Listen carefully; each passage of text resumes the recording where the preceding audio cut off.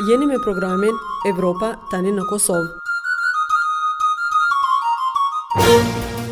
Të nderuar dëgjues, këtë edicion ja kushtojmë shkollës në infrashërin në Brezhnicë të komunës së Obiliqit, ku nga fondet evropiane është ndërtuar fusha e sporteve. Atëherë nuk kemi posur shumë kushtet e mira, u dol topi, ka posur shumë veturina, shumë bal. Tash nuk ka bal në fushë dhe tash nuk mund të zhytemi. Dhe pamja e kësaj hapësine, domthonë ta josh synin, ta josh mendin, ta josh shpirtin dhe një kënaqësi me ardhmë në këtë vend këtu.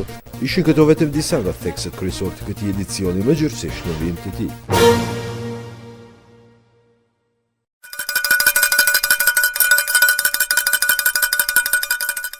Zilja që sapo e dëgjuat shënon fillimin e pushimit të gjatë në shkollën e mesme të ulët në infrashërin në Brezhnicë, që i takon komunës së Obiliqit.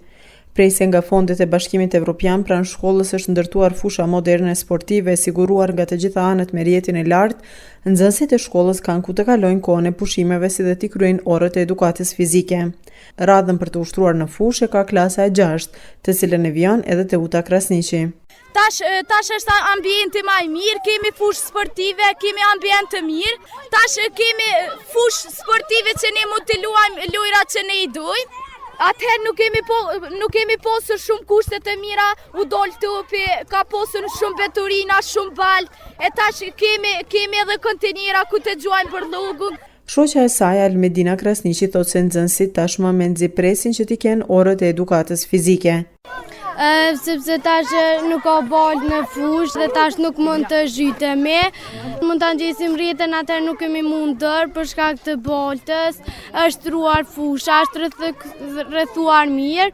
Ndërsa duke e përshkruar gjendjen në të cilën ishte më parë obori i shkollës, Arife Berisha thotë se ishte shumë vështirë të mbajnë orët e edukatës fizike. Ne detyroheshim të dilnim në bare dhe të luanim edukatë fizike. Kurse tani është rinovuar fusha, janë vënë telat rreth e rrotull, fusha është rregulluar, këtu në fushë mund të luajmë 3 lojra, volejbolli, futbolli dhe basketbolli. Dhe tani mund të luajmë çdo lojë të cilën ne kemi për dëshirë ne. Drejtori i shkollës Kemal Hasani thotë se vendimi për ndërtimin e fushës së sporteve e ka adresuar njërin nga nevojat më të mëdha të shkollës së tij. Veç pamja e kësaj hapësine, domthonë ta josh synin, ta josh mendin, ta josh shpirtin dhe një kënaqësi me ardhmë në këtë vend këtu.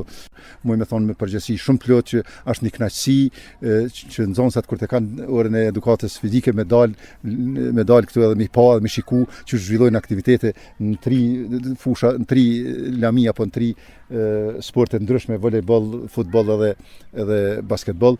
Arsimtari i edukatës fizike Shkëlze Zengashi thotë se kushtet për mbajtjen e orëve të edukatës fizike tashmë janë shumë të mira.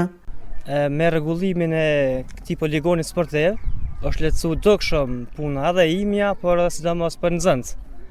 Me këtë rregullim, domethënë mund të zhvillojmë aktivitete ndryshme, si të fillojmë lojrat kolektive, qoftë futboll, basketboll, volejboll apo handball.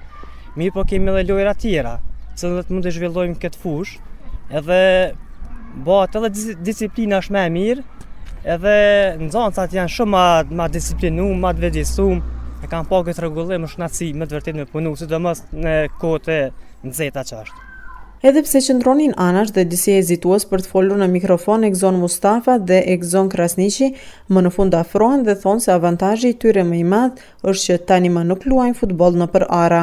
Kemi luajtur në bare dhe s'kan qenë as ulse, as nuk ka pas rrugë për të ecur, ndërsa tash janë qitur shportat për mos me humbë veturia në tokë. Është rregulluar fusha e sportit e volejbollit dhe nuk luajmë në bare, po luajmë në fushë. Por atëherë del shumë nora, luaj shumë e tëp, e tash është rregulluar luajna në fushë. Na i kam prue kushat, shtyllat, rrjetën e volejbollit, e gjitha ne kanë rrethuar fushën. Edukimi i mirëfillt i nxënësve forcon shëndetin e tyre dhe i rrit kapacitetet e tyre intelektuale, thotë drejtori i shkollës Kemal Hasani. Ai uron që secila shkollë në Kosovë ta ketë një fushë sportive sikur ajo e shkollës në infrashërin në Brezhnicë.